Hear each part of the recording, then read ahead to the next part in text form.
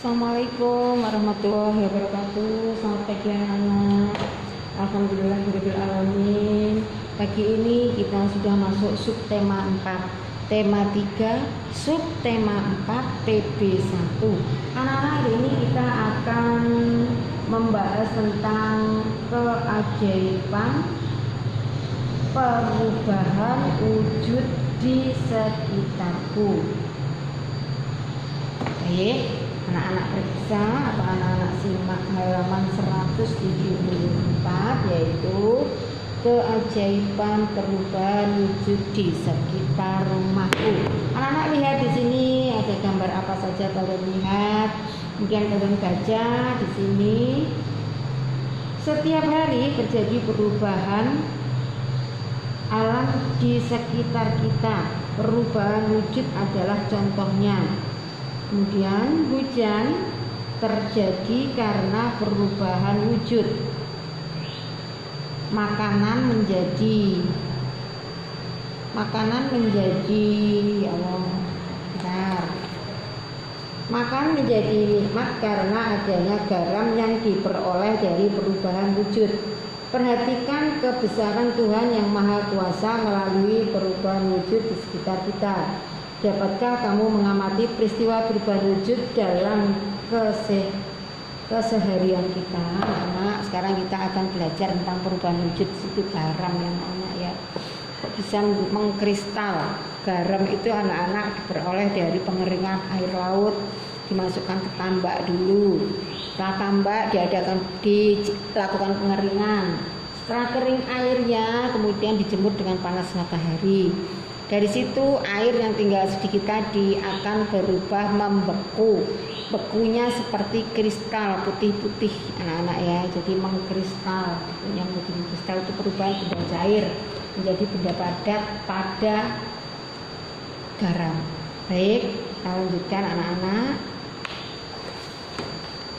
Nah, lihat dulu sini. Pada pembelajaran 1, garam membuat masakan menjadi lezat. Makanan yang tidak diberi garam terasa hambar. Sebutkan perubahan wujud yang terjadi pada pembuatan garam. Mari baca wacana di bawah ini. Bertani garam.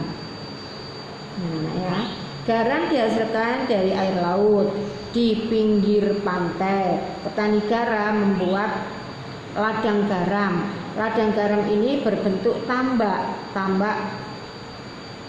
untuk menampung air laut. Ladang garam terbentang luas di pantai yang tidak memiliki banyak sungai. Contohnya di pantai Muara, Pulau Jawa, Madura, Sumatera, Sulawesi, dan pantai-pantai di daerah Nusa Tenggara. Anak-anak, ini juga ada di dekat situ. Gunung Anyar, tambak itu ke arah selatan ya anak-anak ya. Sana ada tambak Segoro atau apa itu, biasanya di situ ada petani garam. Jadi kalau musim panas seperti anak-anak bisa jalan-jalan bareng kedua orang tuanya ke sana melihat proses pembuatan garam.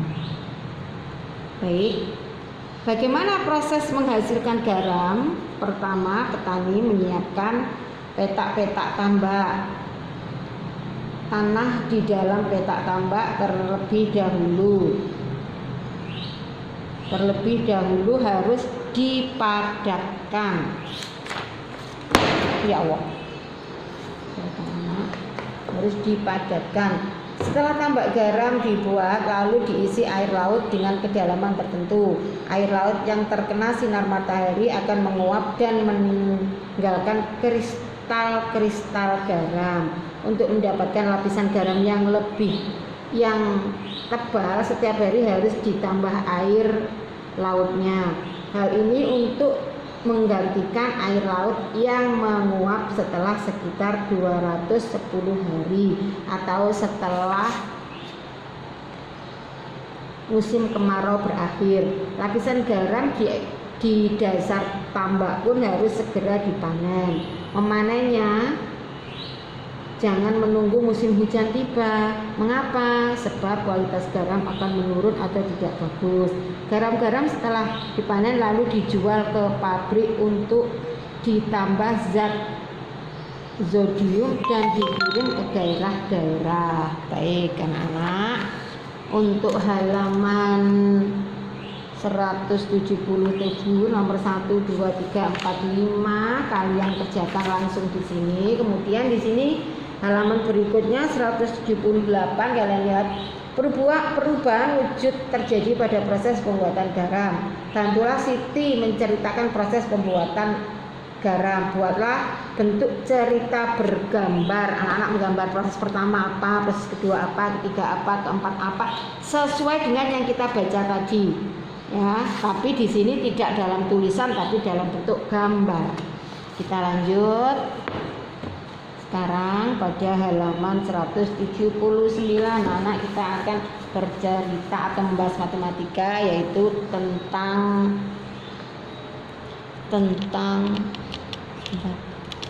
ya Allah, tentang jam, menit dan detik anak ya. Baiklah, dilihat di sini 1 jam sama dengan titik-titik menit. Anak-anak lihat dulu. Perhatikan cara menyelesaikan di bawah ini. 2 jam sama dengan 2 kali 60 menit. Jadi 2 kali 60 menit sama dengan 120 menit. Jadi waktu yang dibutuhkan petani garam untuk mengisi 1 petak adalah 120 menit. Ini soalnya. 1 jam sama dengan 60 menit. Kita lihat lagi bawah. Untuk memanen 1 petak garam, petani garam memerlukan waktu 90 menit. Berapa lama waktu yang dibutuhkan dalam satuan jam? Dilihat anak-anak. 90 menit sama dengan 1 jamnya 60 menit, sisanya 30 menit. 60 menit sama dengan 1 jam, 30 menit sisanya. Jadi waktu yang dibutuhkan adalah 1 jam 30 menit. Sebentar, kita lanjut di sini. Setelah memanen garam, petani membawa garam hasil panen di pabrik. Waktu yang ditempuh petani menuju pabrik dengan perjalanan kaki adalah 1 jam 20 menit. Berapa lama waktu yang dibutuhkan? 1 jam 20 menit dirubah ke dalam menit. 1 jamnya 60, sisanya 20, berarti 60 menit tambah 20 menit sama dengan 80 menit. Baik, gerakan dulu. Kita akan bercerita tentang jam, menit, jam dan menit ya. Kemudian kertasnya nggak habis. Bentar saja. Iya, masih ada. Masya Allah, anak perlu ambil.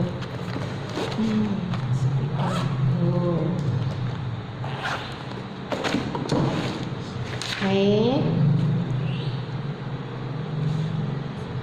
Masya Allah. Habis pikirnya.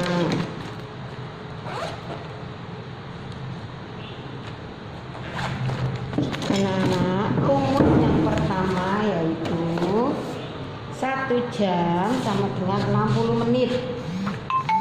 1 jam sama dengan 60 menit. Ini rumus ya anak-anak ya. 1 jam sama dengan 60 menit. Kita disuruh mengubah menjadi menit. Misalkan 1 jam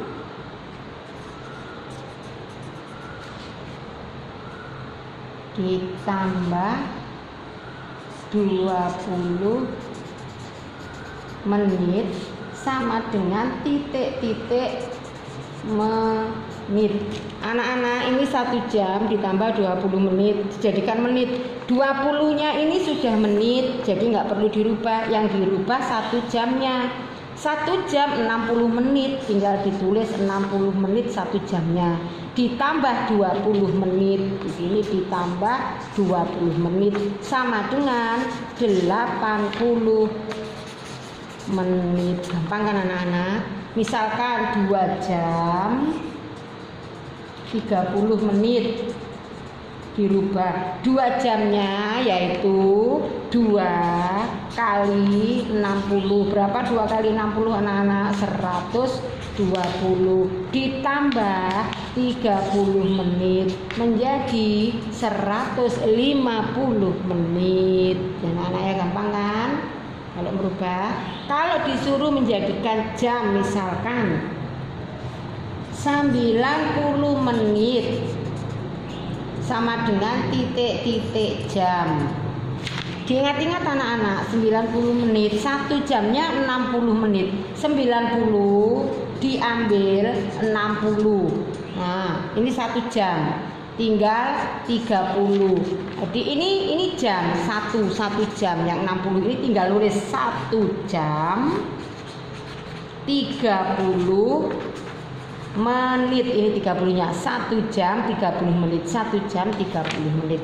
Baik anak-anak, kita lanjut.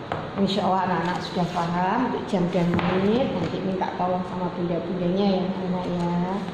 Kalian kerjakan halaman 181 nomor 1, 2, 3, 4, 5 sama yang atas itu. Kemudian halaman 182 nomor 1, 2, 3, 4, 5 sama yang atas. Kemudian anak-anak di sini ada cara melipat baju. Anak-anak baca ini halaman 185 dan 184. Ini cara melipat baju. Anak-anak praktekkan melipat baju, kalian videokan. Terserah anak-anak mau praktek yang nomor ini atau yang ini cara melipatnya, atau mungkin anak-anak punya cara yang lainnya dalam melipat baju. Dipraktekkan anak-anak ya. Cara melipat baju divideokan. Baik anak-anak, terima kasih untuk pembelajaran 1 berakhir dengan video melipat baju. Selamat mencoba anak-anak. Assalamualaikum.